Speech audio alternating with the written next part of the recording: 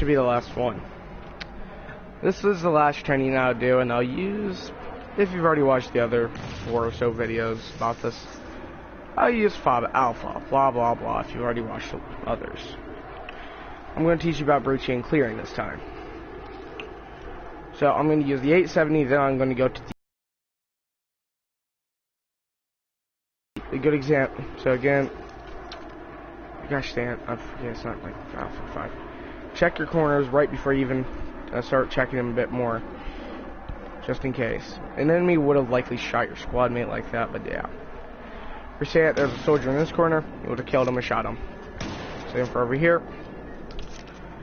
Again, you're coming up, you've entered the building, you've already killed the 2 people that you first see. Over here, you got under stairs, over there, killed. And the other 2 people that were other side were coming over and rushing. That would be 1, 2. Last guy, outside, he just got over to you, surprised you, barely got you, and killed him like that. Your footsteps upstairs, per se. You're going up, checking again, right? And you get to the door, the guy surprised you right about there, and you kill him. See a guy over here, radioing, killed him. That should be the most amount of people that you shoot, or so. But I should have done about 8 or more. Got more, shoot them, blah blah blah, you get it. Alright, the next gun, here's the M4. I'm not going to just make this a quick, simple video, by the way. Just saying it now.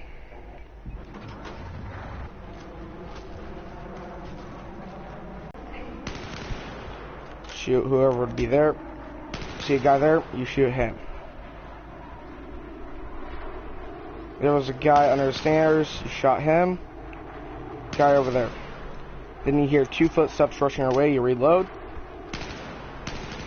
Shoot that guy, guy over there, kill him. Last guy's coming to you, and you shoot him. Where the guy's still bipoded up on the machine gun.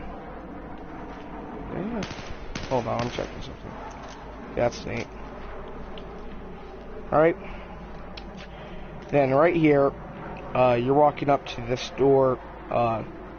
See a guy right there. Then a guy comes at you and tries to knife you. And he knifes you, and you kill him with a counterattack. That should be about the attack that goes on. I did only do 8 guys, but there should be about 1 to 2 more. Alright, those are your 2 main examples between breaching, alright?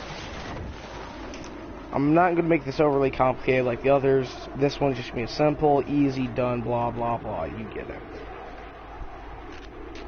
Right, but these are the 2 weapons I did just mention that you should use.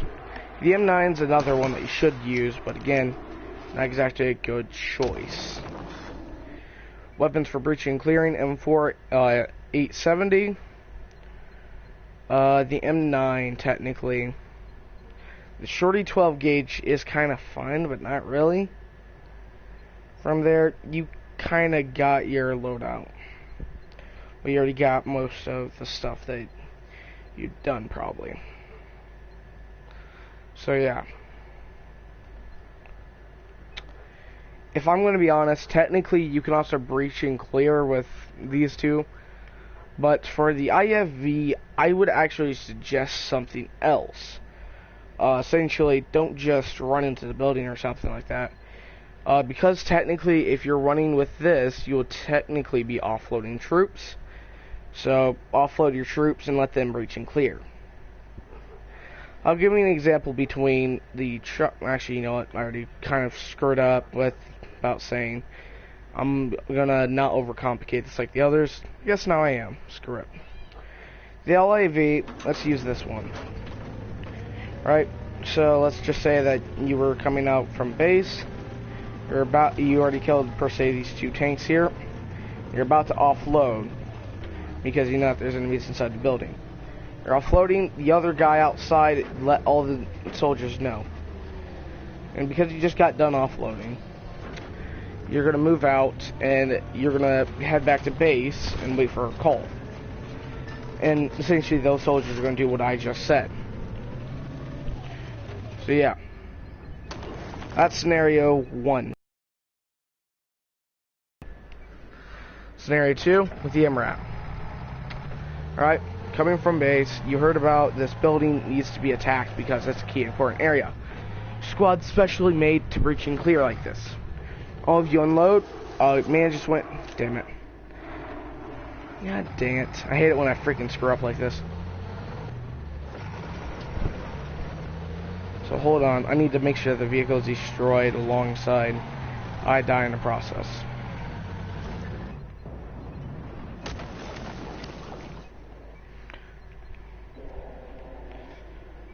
Screw it. We can get away with the chopper quickly. Alright, so here's another scenario. This one's going to be, has 2 different ones I'm going to give. So, you just get out from, you just take off from base and you just heard about a call quickly. About a building that needs breached and cleared by commander, so. Same scenario with the rest, blah blah blah. Alright, so what you do, you head on over to it, land the chopper, and then you'll load your troops, go breach and clear the building. Again, right before you, damn it, right before you took off, you heard about the call, and all the troops were specially built to breach and clear. So yeah. Scenario 2, about with the chopper. Same exact scenario, you took off. This time, you're heading up to the roof. So yeah, head up to the roof. And yeah. And then, because everybody else from the chopper was heard, not by them talking from the blades, you get what I'm saying. You breach and clear the building. Then you have soldiers coming up, and you have to, and most of your soldiers are pinned down because of it. This is a good example of how to screw up a simple breach and clearing, essentially. Is by using a chopper right on top of the building, or really close to it. Obvious of your presence, especially with this chopper here. It is very obvious about your presence, and because we already established with the garrisoning, technically we are fighting that so-called garrison. That garrison has 2 anti-tank soldiers, well, one of which is on the radio, the other of which is on standby around the roof. So you would have got shot down. But, per se, we are going with scenario 1 or A. We would offload about here. Let's say that this is about 100 feet. We would offload right about here. Let's say that this is a bit over 100 feet or so. About maybe 200, maybe 300. So, somewhere around that area. About that far away, they aren't going to hear the chopper in the first place. You unload at that about distance. Do not unload directly in front of it or right behind or right on top of it. Literally do not do that. You will be found out if the garrison has an RPG, as already mentioned, and the garrison on, they are screwed. Literally. So yeah. But we're not going with the airborne scenario again. We're not.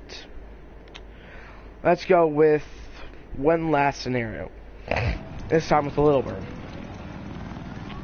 Per se, again, the exact same scenario with the Venom or whatever, blah blah blah. Okay, you land the troops here, and because you have a co-pilot, you're on standby severely in the area. All right, this time you're not worried about being found out. Okay, you're in a little bird, you can quickly move around. Blah blah blah. You're fast, right? And you can scout out the enemies inside. Anybody shoots at you, shoot at them. Small arms, don't worry about it. Pull off. If it's heavy arms, immediately start shooting them and then pull off. So yeah, because you already have breaching specialists, you're creating a distraction for them. This is different because of Venom. The Venom, you are actually a high priority movement target. That means you want to get out of there as soon as possible. Right? That's your goal. Get out, get in, go fast. Right? Not, well, kind of the same case with this one, but different. Your goal with this one is to quickly land the troops near the area, or close enough to the area where they can actually attack it. Now let's say we have scenario, hold on, actually wait, time to go back to the other scenario. Let's again go back with the MRAP. Now you hear a report again. You were at your garrison base. You were reinforcement garrison. You heard about a building that needs to be attacked. You and your squad got to it. First, don't worry, but you don't see anything. Right? Obviously, you're breaching and clearing. You're playing it safe. Right? Send me off over there. You kill him. Then over there, you shoot him. Got two guys coming from over there. Then you got a guy right there, apparently. Then one more comes over. Then you have one rushing down. From there, I think you've killed about everybody in the squad. So yeah, you and your squad are occupying the building for the time being. Blah blah blah, you don't get attacked, or you do get attacked, because about that time you should be reinforced. Let's go with that same exact scenario that we just had, but with a Venom. This time you have air or reinforcements into the air. Again, same squad has RPGs. You can shoot at the building easily. No problem. You are likely to get shot though. This would be a valuable piece of equipment, and it still is, but it just got shot down. Per se, with all these other chopper scenarios that you did get shot down, that exact same squad that went in is meant to protect you and pick you back up. Alright, that means that they're are going to split up the squad to send about two of them to go make sure that you're okay and to pick you up. And if you were a part of the choppers, as I mentioned, you are going to have to, you're going to have to walk back to base, or you're going to have to wait for pickup. Those same exact 4 soldiers are not going to be picked up, by the way. They're not. Because again, that's not their objective there. Their objective was to be dropped off and become foot soldiers. So yeah. But, again, they can be evac'd because they are a 4-man team.